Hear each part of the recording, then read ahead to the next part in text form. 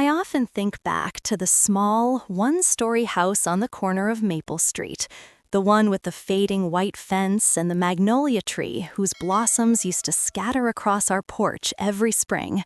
That was home, not just a place to live, but a space that carried my entire world, my son, Marcus. When Marcus was born, the world shifted. I was 23, barely out of nursing school, and freshly single after his father decided that family life wasn't for him. It was just me and that tiny bundle with a full head of curls and a cry that shook my soul. I made a silent promise to that baby that he'd never feel the emptiness I'd felt growing up without a steady mother or father. I worked double shifts at the hospital, some nights staying so long I forgot how sunrise looked. But every time I came home and saw Marcus asleep with his little hand clutching my thumb, it was all worth it. Our bond was more than love. It was survival, purpose, destiny, all wrapped together. Marcus grew up polite, hardworking, and sharp. He loved books more than basketball, though he played both with equal passion. I made sure he understood that life was never kind to a black man unless he worked twice as hard. And he listened. Every award, every graduation, every little milestone, he shared it with me. "We did it, Ma," he'd say, and my heart would melt. I didn't realize then how deeply I had tied my life's meaning to his. I had friends, of course, church ladies, co-workers, but none could fill the silence when he was gone. Marcus was my laughter, my reason to cook, my reason to fight through fatigue. When he got his scholarship to Howard University, I cried for a week straight, not because I was sad, but because I knew I had to let him go. That was the first test of my faith as a mother. Still, he called every day. "Ma, you eatin' right? Ma, you still walkin' in the mornings?" That boy kept me going. Then, little by little, the calls turned to twice a week, then once, then sometimes just a text. I blamed college life, busy schedule, new friends. That's what I told myself anyway. When he came home for Thanksgiving his junior year, he wasn't alone. She came with him. Her name was Alana, light-skinned, tall, with perfect braids that shimmered under the porch light. She greeted me with a smile too sweet to be real and handed me a store-bought pie like it was gold. I tried to be gracious, but something in my chest tightened. "Ma, this is Alana," Marcus said, his hand brushing hers in a way that told me everything I needed to know. I smiled, said hello, and welcomed her in, but inside, my heart whispered, "This one's different." Dinner that night was polite but awkward. Alana called me Miss Denise, even though I told her to call me Ma. She laughed at everything Marcus said and kept touching his arm as if to remind me who he belonged to now. I noticed every detail, the way she interrupted our stories, how she changed the subject when Marcus talked about his childhood. It felt like someone was quietly pushing me out of my own memories. After they left, the house felt emptier than usual. I stood at the sink, washing dishes, listening to the echo of their laughter fade down the street. Something told me that the balance of our little world had shifted forever. Over the next year, Marcus mentioned her more often. "Alana got a new job, Ma. Alana says hi. Alana thinks I should move to Atlanta after graduation." It was always, "Alana thinks." I wanted to ask, "What do you think, Marcus?" But I bit my tongue. I tried to like her. Lord knows I did. I even invited her to church one Sunday when they visited. But she looked uncomfortable the whole time, scrolling her phone during hymns and whispering jokes to Marcus while the pastor preached. I felt embarrassed, like my faith was something to laugh at.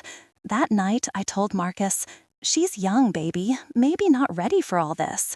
He gave me a look I'd never seen before, sharp, defensive. "Ma, you just don't understand her." And just like that, a small crack formed between us. Months passed. Marcus graduated with honors. I sat in the front row, clapping harder than anyone, my heart bursting with pride. But as soon as the ceremony ended, Alana ran to him first.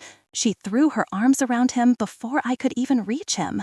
Cameras flashed, people cheered, and I stood there with my little bouquet of lilies, feeling invisible.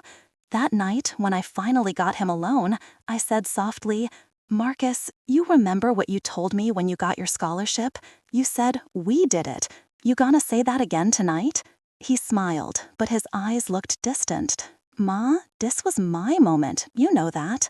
That was the first time he didn't include me in his victory. A few weeks later, he told me they were getting married. I remember dropping the phone.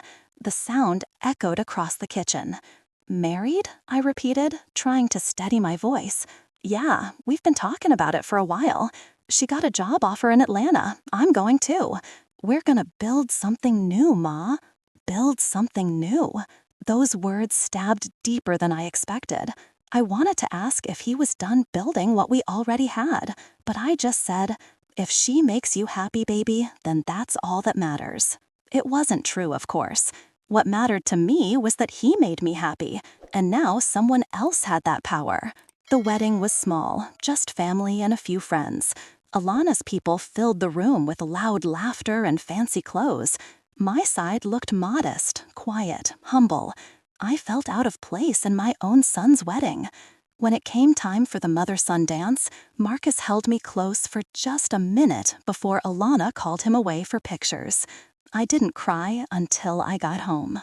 After the wedding, things changed fast. Calls turned into short texts, visits became rare. He'd say, "We're busy, Ma," or "Alana's parents are in town." The woman who used to share every detail of her day with her son was now waiting for a phone to ring that rarely did. Sometimes I'd scroll through social media and see pictures of them at brunch, on trips, smiling like the world belonged to them. I'd tell myself I was proud, but my heart ached like something had been amputated. One Sunday after church, Sister Loretta asked how Marcus was doing. "Still spoiling that wife of his," she teased. I laughed, but it hurt. "You know how newlyweds are," I said. But deep down, I didn't feel like part of their story anymore. Months passed before I saw him again. It was Thanksgiving. I spent 2 days cooking. Collard greens, mac and cheese, fried chicken, sweet potato pie, all his favorites. I set the table for 3, praying they'd come. At 5 p.m., my phone buzzed. "Ma, something came up, Ma," he said, his voice hesitant. "Alana's parents invited us. We'll come by for Christmas, okay?" I looked at the table, still steaming, candles lit, 3 plates waiting. "Sure, baby," I whispered. "You two have fun." After I hung up, I sat there staring at the food. For the first time in my life, I couldn't bring myself to eat. That night, I packed everything into containers and drove around the neighborhood, handing plates to anyone who needed a meal. The gratitude in their eyes warmed me, but it wasn't the warmth I craved. I wanted my son. Christmas came, and true to his word, Marcus showed up with Alana. She looked as perfect as ever, dressed in red velvet and gold earrings that sparkled under the tree light. I welcomed them with open arms, even though my chest felt tight. "Ma, this place looks great," Marcus said, setting down gifts under the tree. "I wanted it to feel like old times," I said softly. "But old times don't come back just because you wish them to." Dinner was pleasant enough. Alana complimented my cooking, Marcus laughed at my stories, but it all felt rehearsed, like we were 3 actors pretending to be a family. After dessert, while Marcus was taking out the trash, Alana turned to me. "Miss Denise," she began, folding her hands neatly, "I know you mean well, but I need to be honest." I looked up, surprised. "Of course, dear. What's on your mind?" "It's about the visits and the calls. I think sometimes Marcus feels pressured, like he has to check in all the time." I blinked, not sure I heard her right. "Pressured? I barely hear from him."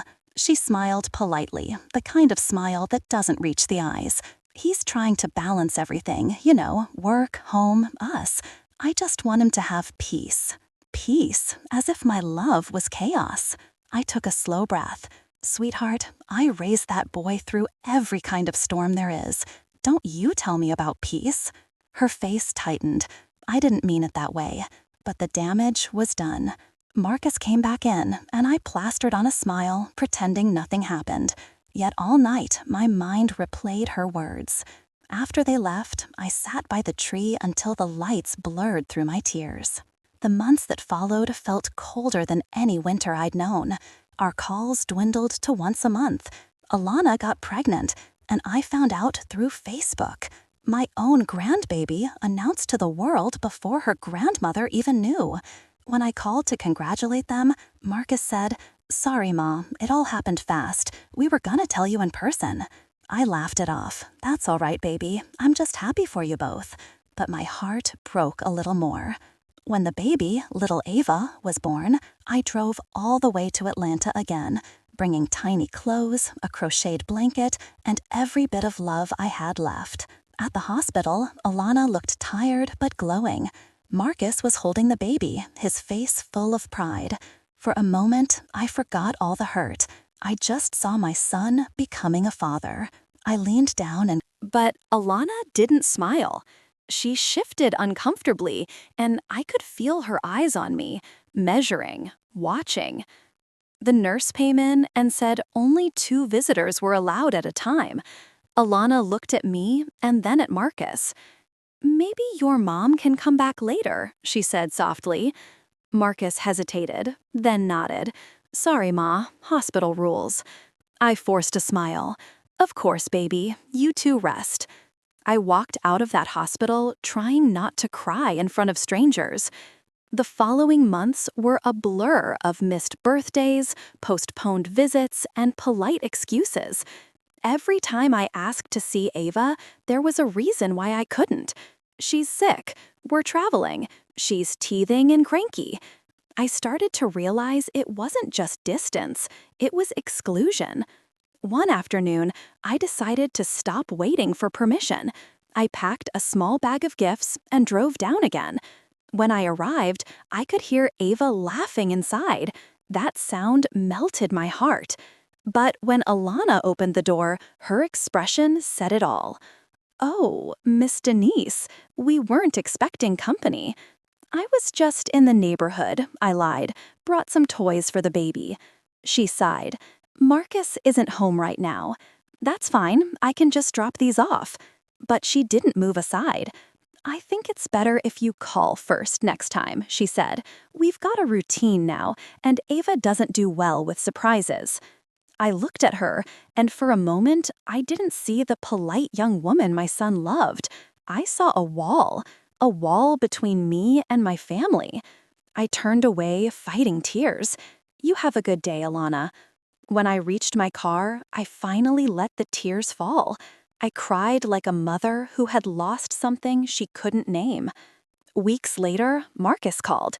"Ma, Alana told me you stopped by," he said, sounding tired. "I did. I wanted to see my granddaughter." He sighed. "Ma, you can't just show up like that. It makes her uncomfortable." I gripped the phone, my voice trembling. "Uncomfortable? Marcus, I'm your mother. That's my grandbaby."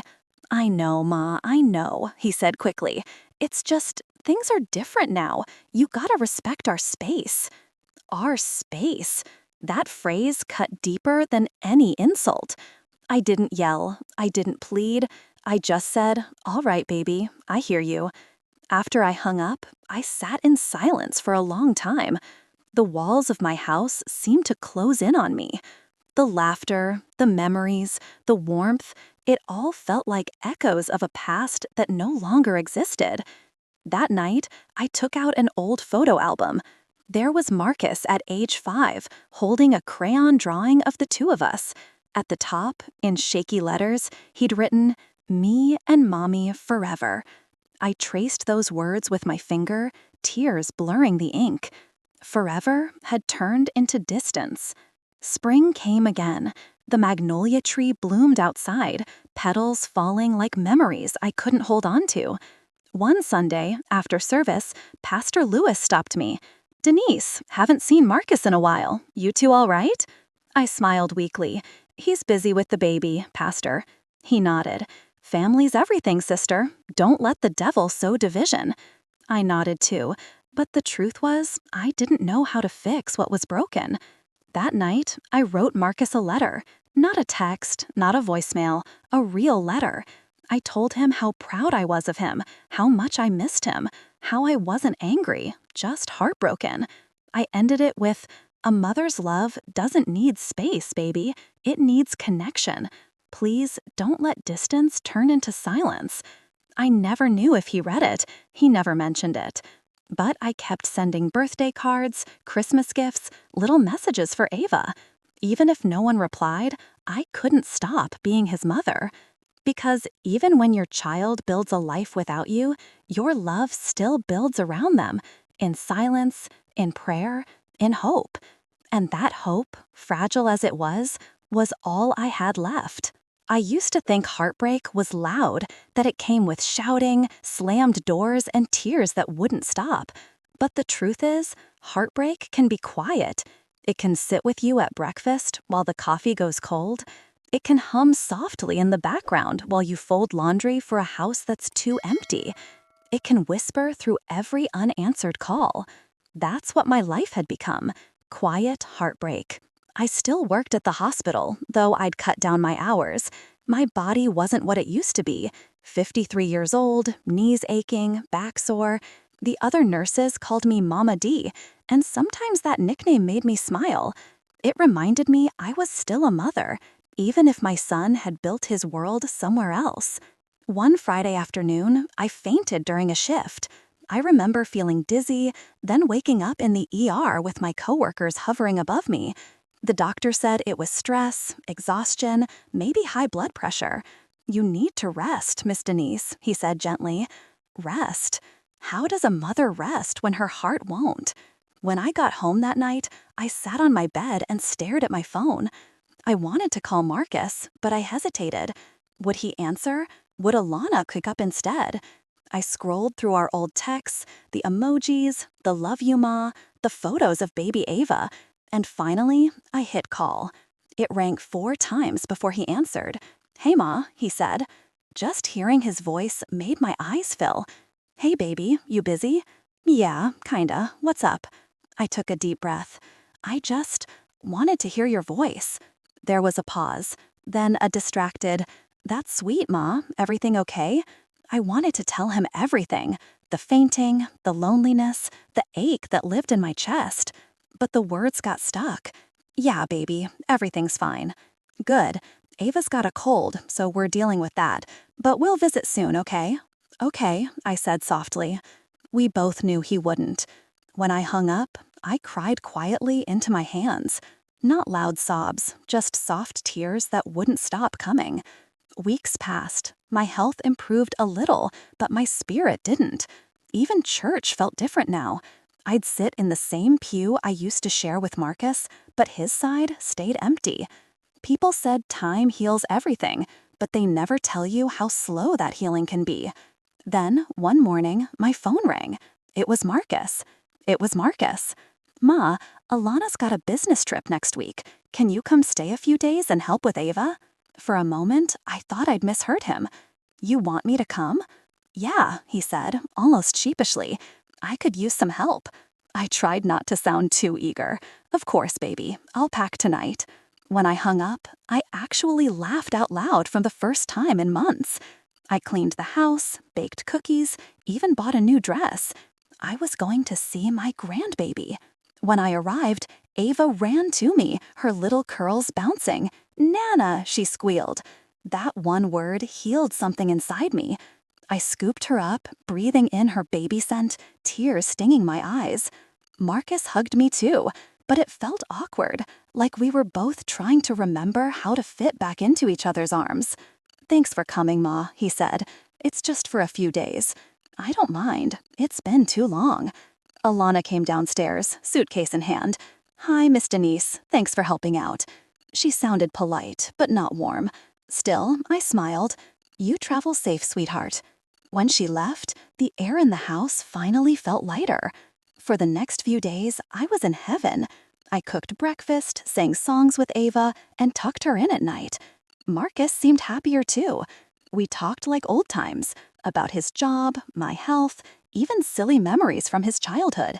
For the first time in years, I felt like I had my son back. But peace never lasts long. On the third night, while I was folding laundry, Marcus sat down across from me. His expression was serious. "Ma, we need to talk." My hands froze mid-fold. "About what, baby?" He hesitated. "Alana told me she feels like you still don't accept her." I looked up, surprised. "What? Marcus, I've never said a bad word to that girl." "I know, but it's the way you act sometimes. She says you look at her like you're judging her." I felt my chest tighten. Judging her? I've only ever wanted my son to be happy. He sighed. "Ma, I love you, but I need you to understand that Alana's my wife now. She's my family. I can't keep feeling like I'm caught between you two." Caught between? The words hit like a slap. "Marcus," I said quietly, "I carried you for 9 months, raised you alone, worked myself half to death so you could have a good life. And now you're telling me I make you feel trapped?" His voice softened. "It's not like that, Ma. I just need you to give her more space." "Space," I whispered. "I've given you nothing but space." He rubbed his forehead. I knew this would turn into an argument. "No, baby," I said, my voice shaking. "It's not an argument. It's just, I miss you." He looked at me for a long moment, then said quietly, "I miss you too, Ma, but things change."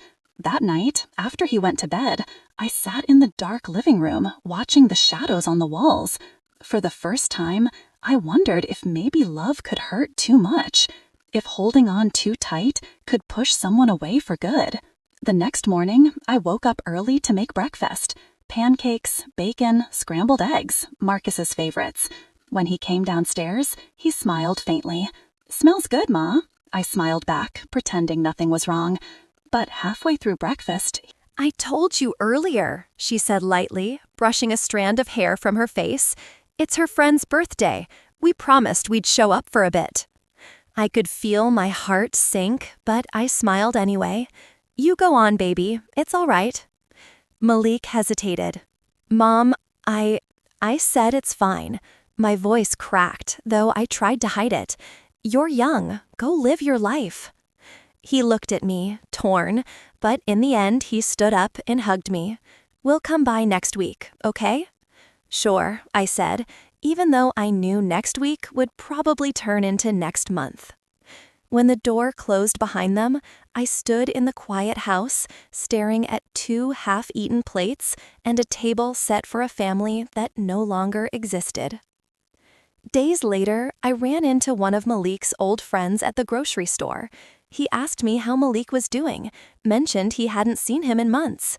When I told him Malik was busy with married life, he laughed and said, "Yeah, Tiana's got him wrapped around her finger.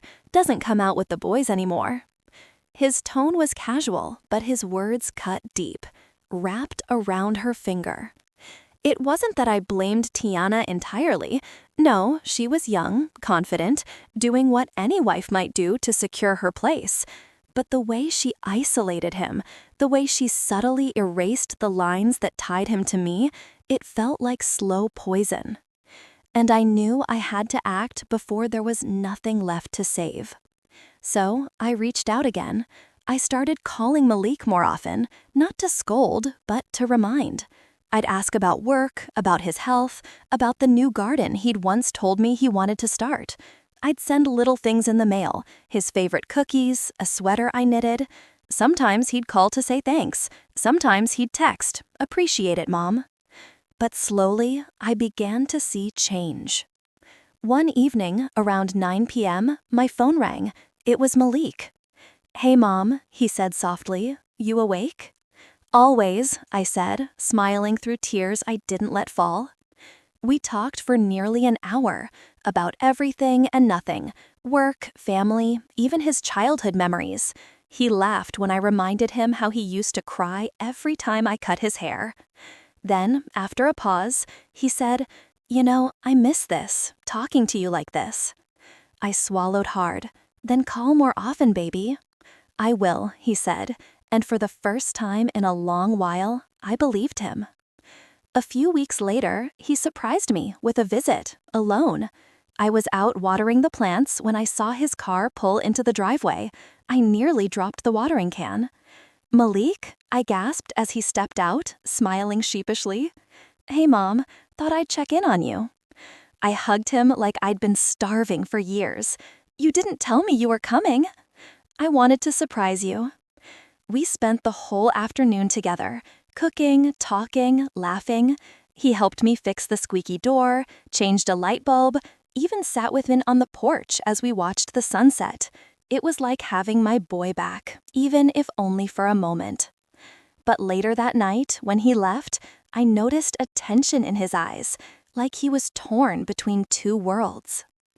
A few days later, the phone rang again. This time, it wasn't Malik. It was Tiana. Hi, Mrs. Johnson, she began politely, her tone clipped. I just wanted to talk about something. Of course, dear. What's wrong?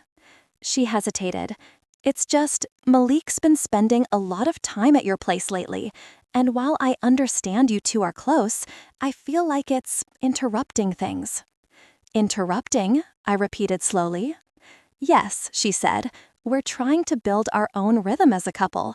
I hope you understand. For a long moment, I couldn't speak. My fingers gripped the phone so tightly I could hear my heartbeat in my ears. Finally, I said softly, Tiana, I raised him to be a good man. That means being a good husband, but also being a good son. There's room for both. There was silence. Then she said, I just hope you know where the boundaries are. She hung up before I could respond. I sat there, the phone still in my hand, my heart pounding. It wasn't anger I felt, it was grief. The kind of grief that doesn't come from losing someone, but from being slowly pushed out of their life. For days, I wrestled with what to do. Every instinct screamed to protect my relationship with Malik, but I also didn't want to create more tension between him and his wife.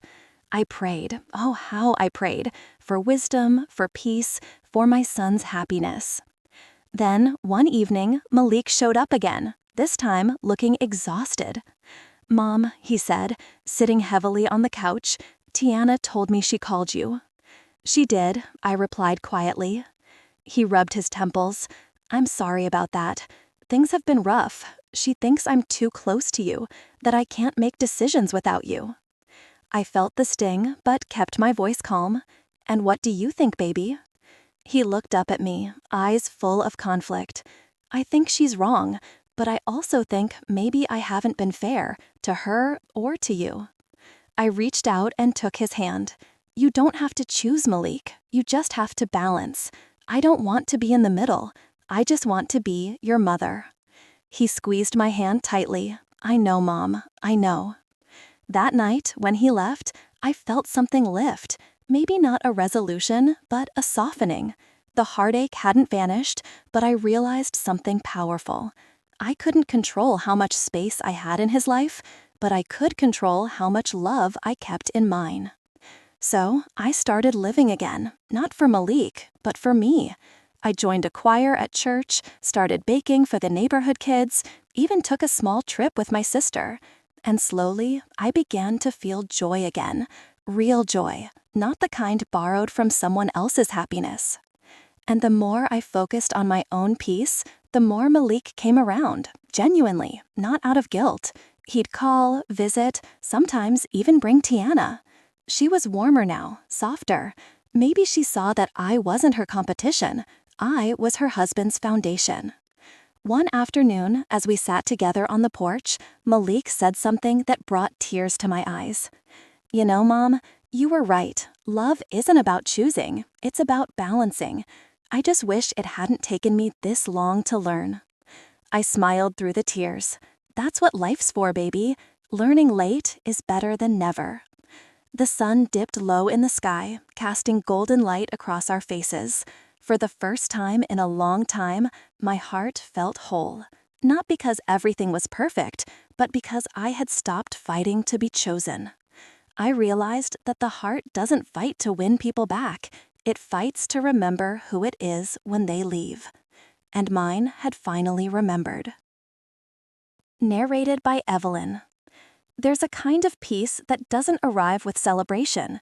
It comes quietly, like sunlight sneaking through a curtain you forgot to close. That's how it happened for me. No grand realization, no sudden change, just the soft acceptance that love, when real, doesn't always stay the same. It grows, shifts, and sometimes it leaves you behind only to return in a different form. Months had passed since that talk with Malik on the porch. Things between us had settled into something steady again, not like before, but something I could live with. He called often, sometimes with Tiana's laughter in the background, sometimes alone on his drive home from work. He'd ask if I'd eaten, if I was keeping warm, if the house needed repairs. I'd tell him everything was fine, even on days when loneliness pressed hard against my chest. Tiana and I had found our rhythm too. It wasn't easy at first. She was careful around me, measuring every word, but we started connecting over small things, recipes, church events, even family gossip. Once, she called to ask for my collard greens recipe. That might seem small, but to me, it was a bridge, a peace offering wrapped in spices and memory. One Sunday afternoon, they both came over for lunch. It felt different this time, easier, warmer. Malik helped me set the table, while Tiana fussed over the cornbread. We laughed, we prayed, we ate together. For the first time in a long while, the house felt full again. After lunch, Malik and Tiana went to the backyard to look at the flowers I'd planted, leaving me in the kitchen with the dishes. I stood there, watching them through the window, Malik pointing at the roses, Tiana laughing as she swatted a bee away. They looked happy, truly happy. And for the first time, instead of feeling the ache of being replaced, I felt peace. He wasn't my little boy anymore. He was a man, building his own world, carrying pieces of me within him. That's what every mother hopes for, isn't it? Not to keep them forever, but to see them become everything you prayed they would be. Still, a part of me couldn't help but whisper, "Don't forget me, son." A few weeks later, Malik called from Seattle. His voice was bright, full of life. "Mom, guess what?" "What, baby?" "Tiana's pregnant." For a moment, I couldn't speak. Then joy burst through me like sunlight. "Oh, Malik," I whispered, "that's wonderful." He laughed. "You're going to be a grandma." I laughed too, tears of joy falling freely this time. Lord have mercy, I'm not old enough for that. We both laughed until we cried. That night, I sat by the window, looking at the stars. For the first time in years, I didn't feel lonely. I felt whole. My son was happy, building his life, starting his own family. And through it all, a part of me lived on in him, in his